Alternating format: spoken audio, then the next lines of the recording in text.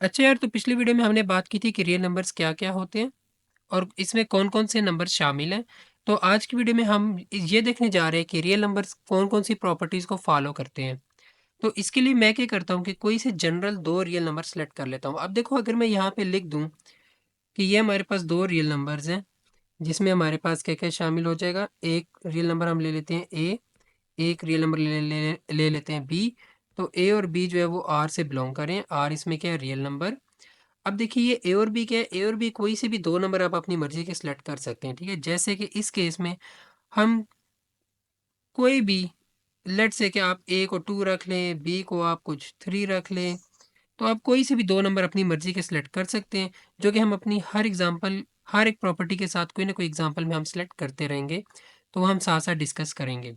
अच्छा, अब ये कि रियल नंबर्स की जो प्रॉपर्टीज़ हैं, ये सारी की सारी प्रॉपर्टीज़ फ़िलहाल हम लोग डिस्कस करेंगे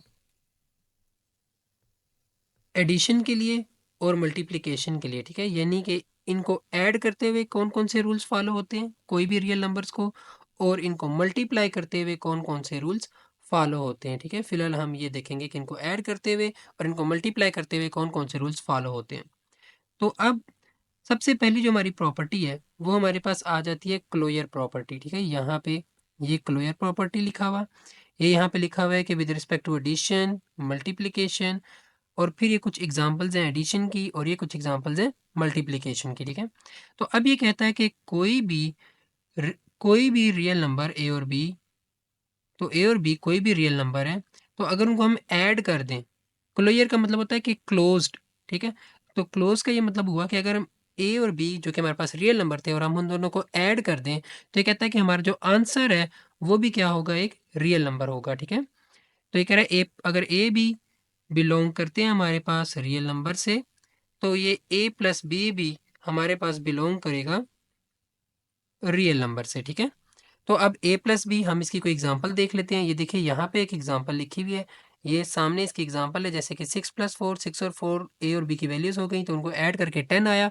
अब जो आंसर है 10, वो भी रियल नंबर से बिलोंग करता है, यानी रियल नंबर के अंदर एग्जिस्ट करता है, ठीक है? अच्छा, इसी तरीके से अब हम देख लेते हैं कि इसकी मल्टीप्लिकेशन में क्लोजर वाली प्रॉपर्टी क्या कहती है। तो मल्टीप्लाई में भी ये प्रॉपर्टी यही बात कह रही है कि अगर ए डॉट बी, यानी इस डॉट का मतलब होगा मल्टीप्लाई, सही है?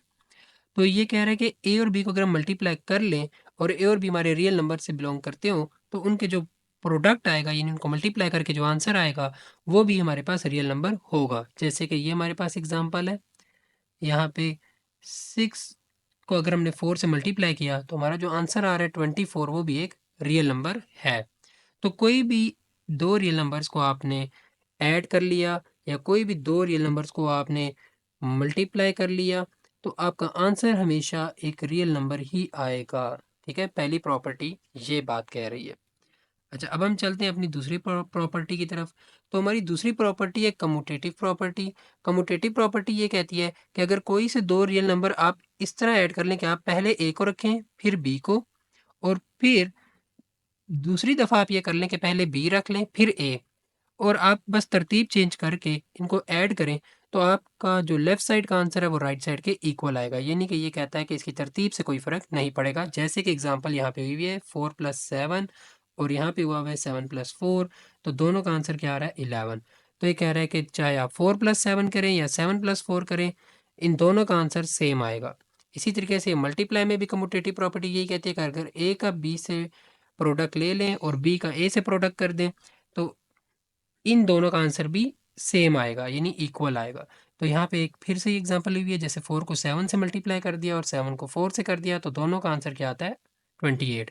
और अब आप देखें कि इन दोनों का आंसर भी रियल नंबर के अंदर ही आ रहा है, यानी 11 या 28, ये दोनों के दोनों, ये जो आंसर्स हैं हमारे पास, ये दोनों के दोनों जो हैं रियल नंबर से बिलोंग करते हैं, ठीक है?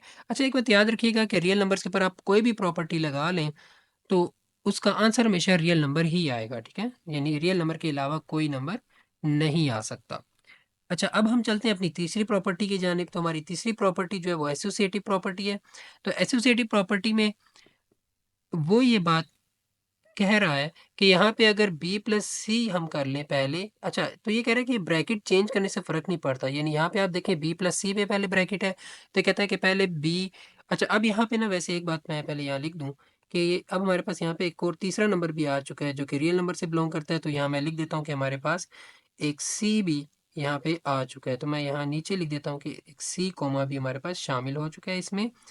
तो अब आपने क्या करना है कि आपने ये सी को भी अपने रियल नंबर्स की कैटेगरी में शामिल कर लेना है, ठीक है? तो मैं क्या करता हूँ कि यहाँ तरतीब से फिर से हम दोबारा लिख लेते हैं ये बात। तो यहाँ पे मैं लिखता हूँ कि ए, बी और यहाँ पे सी। तो ए, बी और सी हमारे पास अब रियल नंबर्स हैं। इसके बाद से अब हम जो भी बात करेंगे वो इन तीनों के लिए एप्लीकेबल होगी। तो अच्छा, अब हम वापस आ जाते हैं अपने टेबल पर।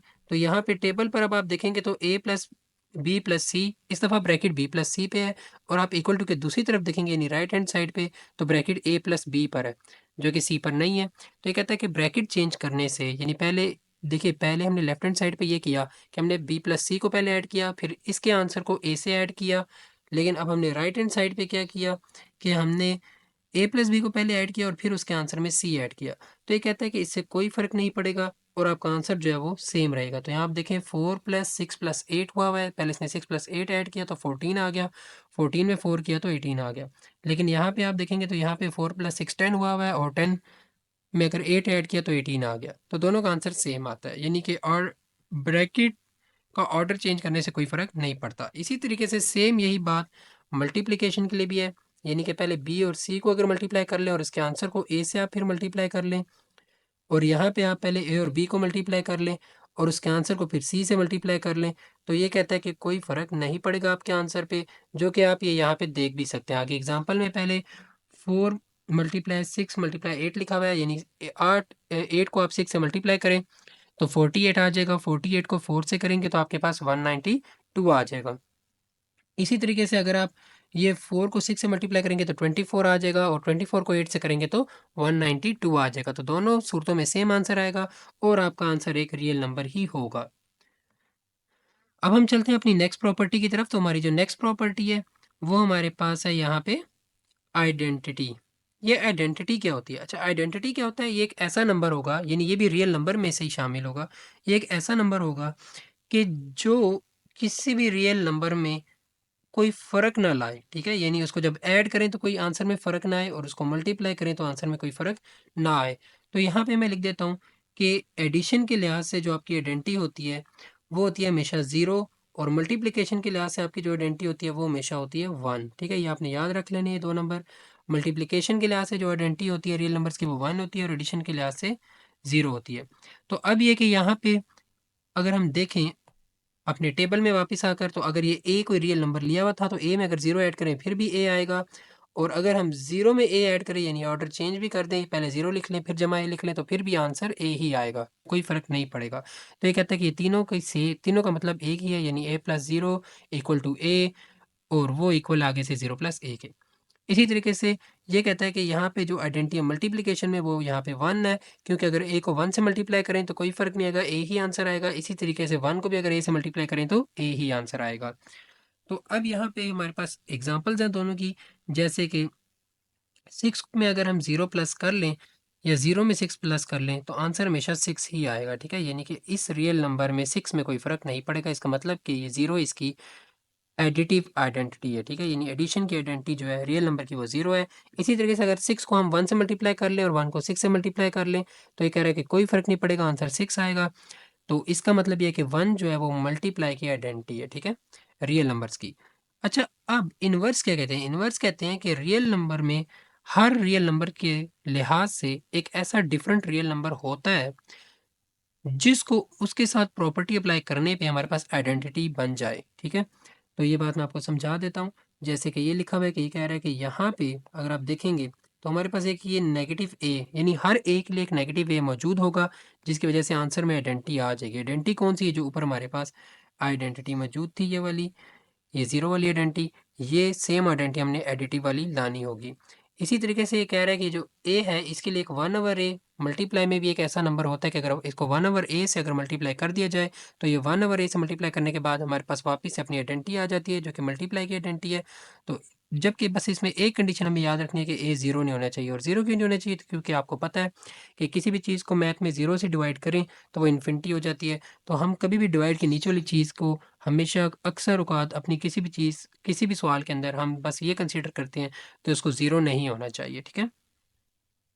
तो ख़ैर, अब हम ये करते हैं कि यहाँ पे मैं इस बात को समझा देता हूँ कि ए में अगर हम प्लस करें नेगेटिव ए को, या हम नेगेटिव वे में प्लस कर लें ए को, यानी ये कह रहा है कि ऑर्डर चेंज भी कर लें, तो आंसर में आइडेंटिटी वापस से आ जाएगी। आइडेंटिटी क्या थी हमारी? ज़ीरो। एडिशन ऐड के केस में हमारी जो आइडेंटिटी थी वो ज़ीरो थी, तो वो हमारे पास आ गई। इसका मतलब कि नेगेटिव ए जो है वो ए का इन्वर्स है, कौन-सा? एडिशन के लिहाज से। अच्छा, इसी तरीके से हम ए को अगर हम 1 ओवर ए से अगर हम मल्टीप्लाई कर लें, या अगर हम 1 ओवर ए को ए से मल्टीप्लाई कर लें, तो इसका मतलब आंसर में हमारा 1 ही आएगा, क्योंकि ए और ए की क्या हो जाती है? कटिंग। ये आप लोग को पता है, यहाँ पे ए और ए की कटिंग हो जाएगी, यहाँ पे और ए की कटिंग हो जाएगी, तो 1 आएगा। अच्छा, यहाँ पे भी माइनस ए प्लस ए की कटिंग होती थी और यहाँ पे भी माइनस ए प्लस ए की कटिंग हो जाती थी, ठीक है? तो एक बात आपने याद रखनी है कि जब एडिशन में जब कटिंग होती है चीज़ों की आपस में, सेम चीज़ों की, तो आंसर में हमेशा ज़ीरो आता है। और मल्टीप्लाई में अगर सेम चीज़ें कटती हैं तो आंसर में हमेशा 1 आता है, ठीक है? ये चीज़ याद रखिएगा, बहुत से स्टूडेंट्स को ये बात नहीं मालूम होती, वो इसमें आपस में चेंजिंग कर देते हैं। खैर, तो अब हम अपनी आगे एग्ज़ाम्पल्स की तरफ जाते हैं। जैसे अब हम एडिशन क्लास से पहले एग्ज़ाम्पल देखेंगे, तो कह रहा है 14 के लिए एक और रियल नंबर नेगेटिव 14 मौजूद है, जिसको अगर हम ऑर्डर चेंज करके भी लिख लें बेशक नेगेटिव 14 प्लस 14, तो आंसर में 0 आ जाएगा। तो इसका मतलब नेगेटिव 14 जो है वो इन्वर्स है 14 का, किसके लिहाज से? एडिशन के लिहाज से, जिसको हम एडिटिव इन्वर्स कहते हैं। इसी तरीके से ये कह रहा है कि 14 को अगर हम मल्टीप्लाई कर दें 1 ओवर 14 से, या अगर 1 ओवर 14 को मल्टीप्लाई कर दें 14 से, तो इसका मतलब है कि ये क्या आ गया? 1। तो इसका मतलब ये कह रहा है 14 का कौन सा इन्वर्स होता है? तो वो होगा 1 ओवर 14। तो 1 ओवर 14 किसके लिहाज से इन्वर्स है? मल्टीप्लिकेशन के लिहाज से, ठीक है?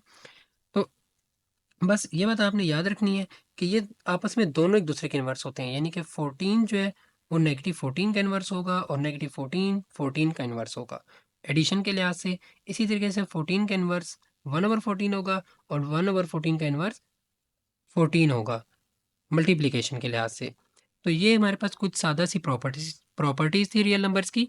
तो अब आने वाली वीडियो में हमारे पास कुछ और प्रॉपर्टीज़ हैं रियल नंबर से मुताबिक, हम वो डिस्कस करेंगे। तो आज की वीडियो के लिए इतना ही। अपना ख्याल रखिएगा। अल्लाह हाफ़िज़।